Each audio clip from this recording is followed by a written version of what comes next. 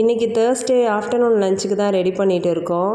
எப்பயுமே நாள் நான்வெஜ் ஹெவியாக சாப்பிட்டோம்னா மறுநாள் வந்துட்டு ரொம்ப சிம்பிளான லஞ்சு தான் நாங்கள் சாப்பிடுவோம். அப்போ தான் டைஜஷன் ப்ராப்ளம் வராது.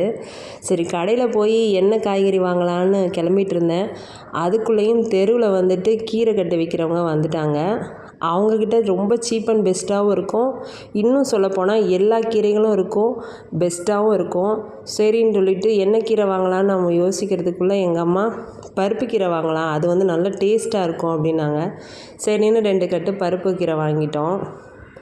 கீரை வாங்கி கடைஞ்ச உடனேயே அதுக்கு சைடிஷ் நான் ஸ்டார்டிங்லலாம் முட்டை மசால் தான் போடுவேன்.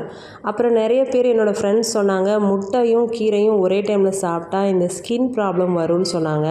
ஸோ அதிலேருந்து நான் கீரைக்கு முட்டை யூஸ் பண்ணவே மாட்டேன். உருளைக்கிழங்கு வதக்கலான்னா என் ஹஸ்பண்டுக்கு உருளைக்கிழங்கு பிடிக்கவே பிடிக்காது.